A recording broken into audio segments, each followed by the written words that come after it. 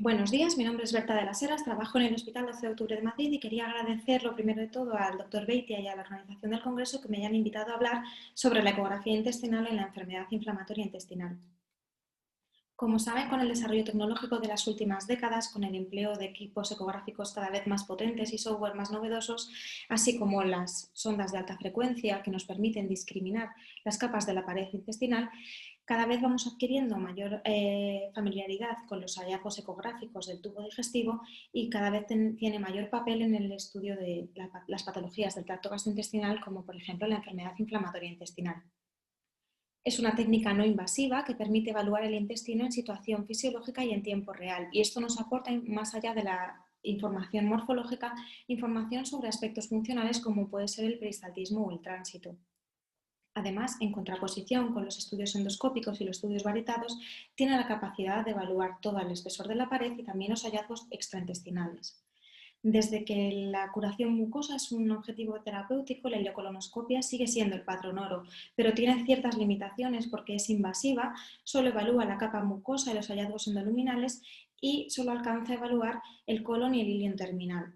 Por todo ello, son necesarias pruebas de imagen que nos ayuden a evaluar tramos proximales, la afectación transmural y las complicaciones extraintestinales. La ecografía tiene ventajas respecto a la tomografía computerizada porque no aporta radiación ionizante y ventajas respecto a la resonancia magnética porque es en principio una técnica mejor tolerada, más disponible y más económica. A lo largo de toda la explicación hablaré sobre todo de las recomendaciones publicadas en las guías ECO el año pasado y el documento de consenso de GTQ que está pendiente de ser publicado este mismo año, que ambas coinciden en que la ecografía puede tener un papel importante en la enfermedad inflamatoria intestinal, tanto al diagnóstico inicial como a lo largo de toda la evolución de la enfermedad y también para la detección de complicaciones.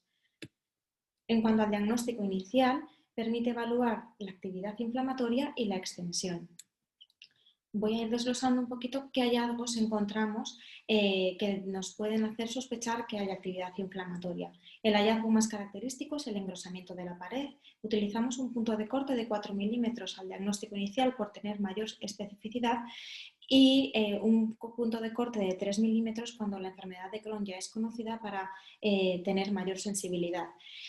En la imagen de la izquierda observamos un ilion terminal discretamente engrosado, es un engrosamiento regular de la pared, conserva el patrón en capas. A la derecha tenemos un sigma que también tiene un engrosamiento de la pared preservando el patrón en capas. Sin embargo, aquí a la izquierda observamos un ilion terminal francamente engrosado y aquí se desdibuja un poco el patrón en capas de la pared y esto también es otro hallazgo que sugiere inflamación. Y a la derecha observamos una afectación iliocecal, este es el ilion, la válvula con los dos labios y luego por aquí observamos también un poquito de engrosamiento del apéndice por contigüidad. En estas otras diapositivas, estas son imágenes del mismo paciente, observamos estas imágenes hiperecogénicas que alcanzan el espesor de la submucosa, que son pequeñas úlceras o aftas que se correlacionan muy bien con la actividad inflamatoria con los hallazgos endoscópicos. Pero también observamos a veces úlceras profundas, como la presencia de esta imagen hiperecogénica que atraviesa la capa submucosa, o esta incluso que llega casi a atravesar toda la pared, que casi más que una úlcera podríamos considerar una fisura. Otros hallazgos son, como vemos en el vídeo, que se observan ciertas adenopatías, o también el engrosamiento de la grasa mesentérica que rodea estas asas de ilion terminal que también estaban muy engrosadas.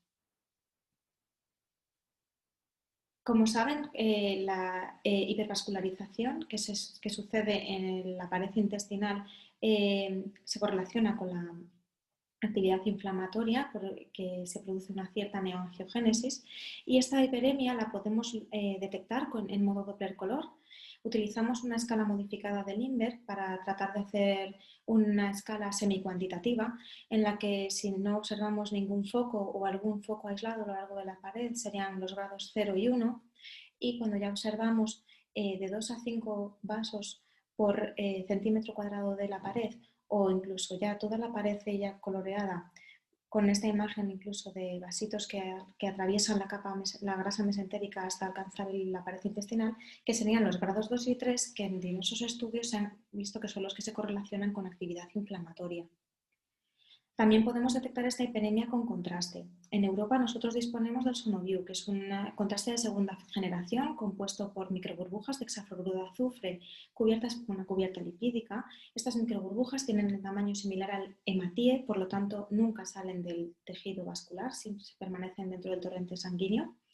Y una vez que la capa de lípidos se diluye, el gas difunde y se elimina por vía respiratoria. Esto hace que no sea nefrotóxico y que tenga un elevado perfil de seguridad.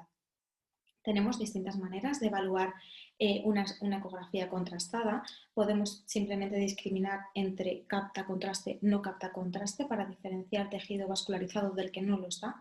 Podemos evaluar el patrón de captación y podemos hacer un estudio dinámico con contraste, obteniendo lo que se denominan curvas de tiempo-intensidad, como este ejemplo, en el que se evalúa la cantidad de contraste que llega a una determinada zona durante una determinada unidad de tiempo.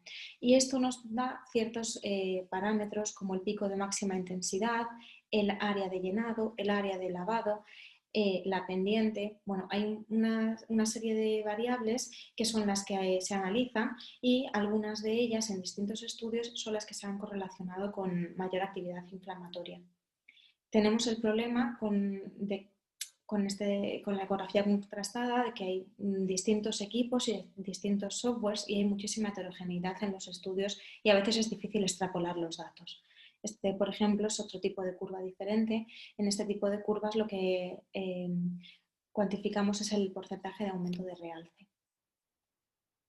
como por ejemplo en este caso. Los primeros estudios eran una valoración cualitativa, pero poco a poco fueron surgiendo estudios cuantitativos y, por ejemplo, en este estudio del doctor Ripollés del Hospital PSET de Valencia, pues detectaron que un aumento del 46% del brillo de la pared se correlacionaba con actividad inflamatoria. Ya digo que hay mucha heterogeneidad en los estudios, pero hay dos revisiones sistemáticas, una de ellas con metaanálisis, que concluyen tasas de especificidad y sensibilidad muy elevadas para la detección de inflamación con el contraste intravenoso. En este otro estudio del mismo grupo de Valencia, lo que observaron es que quizá el contraste no era necesario usarlo en todos los casos. Nos ayuda a discriminar cuando observamos un engrosamiento de la pared sin detectar la hiperemia en modo Doppler color, porque si lo hubiéramos detectado en Doppler color, la ecografía con contraste no nos aporta mayor beneficio a la hora de decir que aquello está inflamado. Después hablaré sobre la monitorización de la enfermedad inflamatoria intestinal. Bueno, como saben, los objetivos terapéuticos serían la curación mucosa y la curación transmural. La curación mucosa se evalúa fundamentalmente por endoscopia, pero las pruebas de imagen serán complementarias sobre todo en aquellos segmentos proximales que no sea posible de alcanzar con endoscopia. Y en la curación transmural nos ayudamos de las pruebas de imagen, entre las que se incluye la ecografía intestinal. Entonces, ¿cada cuánto tiempo haríamos una ecografía a pacientes que están estables, que permanecen asintomáticos? Bueno, pues como comentaba previamente, sabemos que la disminución de la inflamación en una prueba de imagen es a día de hoy un objetivo terapéutico y que existe mucha discordancia clínico-patológica en estos pacientes. Además, la calprotectina tiene un escaso valor en la monitorización de la enfermedad de Crohn que no sea de colon, con lo cual debemos tener en cuenta la ecografía como una técnica inocua que aporta mucha información y que podría estar indicada en estos pacientes. ¿Cada cuánto tiempo hacerlo? Pues no está claro. No, eso todavía no está por determinar, pero quizá cada 6-12 meses es lo que estaban proponiendo en el documento de consenso de GTQ. Pacientes que tengan síntomas, la ecografía nos va a ayudar mucho, sobre todo a discriminar si estamos ante un brote o ante otras causas de los síntomas, ya sean causas relacionadas con la enfermedad de Crohn o causas que no tengan que ver, ¿no? Que sea casualidad que ese paciente pues ahora a lo mejor tiene un proceso viral. Entonces, un paciente que tenga síntomas, la ecografía nos podría ayudar a discriminar si tiene o no tiene brote y si tiene brote, cómo extenso es e incluso qué gravedad tiene. Si son pacientes cuya enfermedad es fundamentalmente de colon, quizá la endoscopia sigue siendo la primera prueba de imagen a pensar en ella y las pruebas la primera prueba diagnóstica y las pruebas de imagen serían complementarias, pero cuando la enfermedad es de intestino delgado, pues se proponen las pruebas de imagen entre las que se incluye la resonancia magnética y la ecografía, más o menos la cápsula endoscópica, que sabemos que tiene también ciertas limitaciones en estos pacientes si tienen antecedentes de estenosis y demás. En el METRIC lo que se vio es que la resonancia magnética y la ecografía tenían una altísima sensibilidad ambas para detectar la presencia de enfermedad. Sin embargo, es verdad que la resonancia magnética es un poquito mejor a la hora de evaluar la extensión y la tomografía computerizada la deberíamos dejar reservada únicamente para urgencias. Un ítem importante en la monitorización de la enfermedad es la monitorización de la respuesta al tratamiento biológico, porque la ecografía contrastada permite, hay ya varios estudios que se han ido publicando a lo largo de los últimos años en los que se observa que cambios en la cuantificación de contraste muy precozmente, en semanas a las 4 o 6, según los estudios, 4, 6, 8 semanas, es capaz de predecir la respuesta al tratamiento a largo plazo.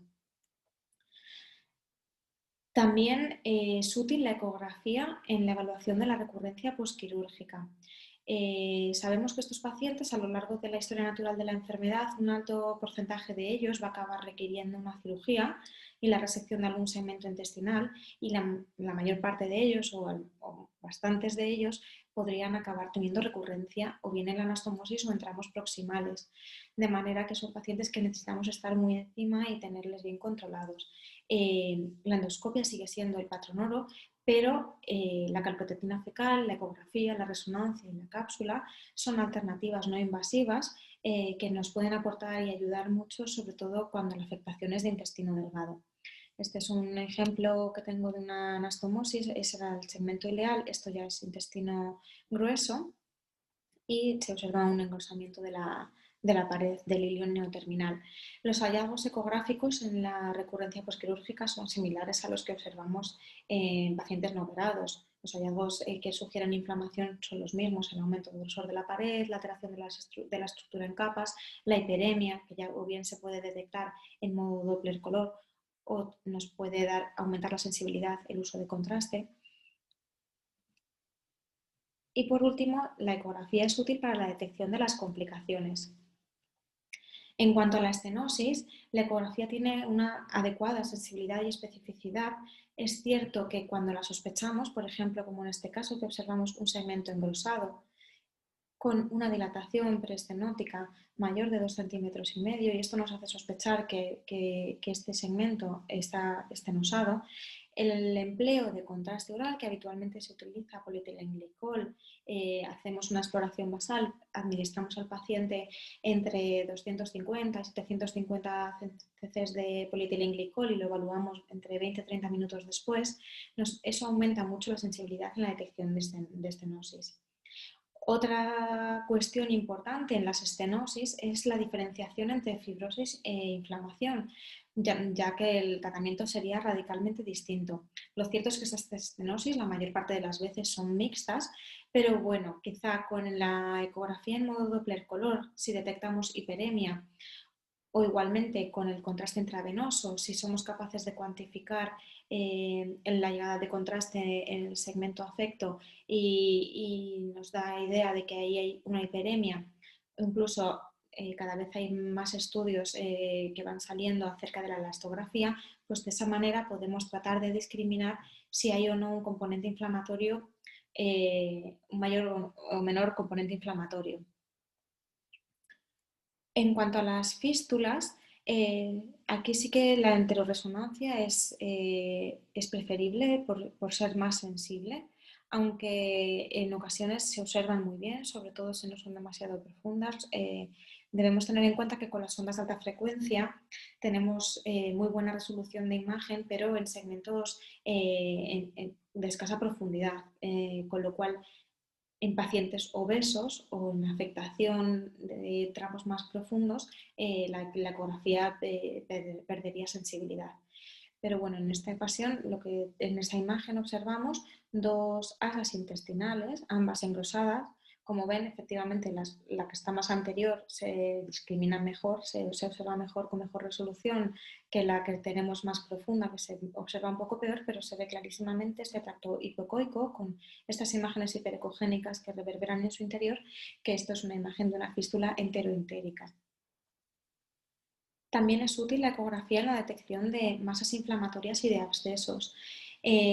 Tengo un par de ejemplos. En esta ocasión tenemos un absceso que por la parte anterior, la verdad que es una imagen muy heterogénea, de difícil discriminación. Sí es cierto que en esta otra zona parece observarse una pared y estas imágenes hiperecogénicas que reverberan podrían ser gas ectópico y al administrar contraste, lo que sí observamos es que se delimita mucho mejor el tamaño del absceso y que en el centro de la lesión no se capta contraste, con lo cual esto es un tejido necrótico avascular y eso es lo que nos da idea de que esto es una colección abscesificada y sin embargo sí que se observa captación del contraste periférico a la lesión. En este otro caso tenemos este ilion terminal que también estaba bastante engrosado, hace una curva aquí casi de 90 grados y de la misma asa pero en distintos tramos, bueno, aparte de que tiene hiperemia demostrada en modo Doppler, se observaban estos dos tractos hipoecoicos, aquí y aquí, que alcanzaban esta zona anfractuosa, hipoecogénica, de bordes mal definidos, con algún foco hipoecogénico en su interior, que medía más o menos 3,2 por 2,5, que me quedaba duda si podía tratarse de un absceso o por el contrario, ¿no? Entonces lo que hicimos con este paciente fue administrarle contraste. Con esta crucecita voy señalando la lesión en modo B para no perderla de vista y lo que observamos es que la captación de contraste es difusa por toda la zona, con lo cual se descartó que esta masa estuviera especificada y era un flemón. En cuanto a la colitis ulcerosa, he hablado todo lo anterior, me estaba refiriendo fundamentalmente a la enfermedad de Crohn porque la colitis ulcerosa hay varias cosas que la diferencian. Por un lado, la afectación es principalmente de la mucosa, la afectación al ser de distal hacia proximal tiene mayor sentido evaluarla con endoscopia, que es relativamente accesible, la zona que va a estar afecta y además justo el recto no se evalúa muy bien en la ecografía transabdominal y además suele correlacionarse mejor con la clínica, suele correlacionarse mejor con la calprotectina fecal. Por todo ello hay menos evidencia del papel de la ecografía y menos publicado al respecto, pero sí que hay literatura al respecto y los hallazgos son similares. El grosor de la pared suele estar afectado, también se puede detectar la hiperemia en modo Doppler color y en contraste y cada vez también va habiendo más estudios que tratan de correlacionar los hallazgos de la cuantificación de contraste en las curvas de tiempo-intensidad con la respuesta al tratamiento biológico. De modo que, bueno, ya para terminar, quería concluir que la ecografía es una técnica no invasiva, bien tolerada, que nos aporta muchísima información. Tiene un papel muy importante en esta enfermedad y en la detección de sus complicaciones. Y la posibilidad de realizar estudios cuantitativos pienso que puede ser un poco el futuro de cara a valorar la monitorización de la respuesta al tratamiento biológico. Y nada más, quería darles las gracias por su atención.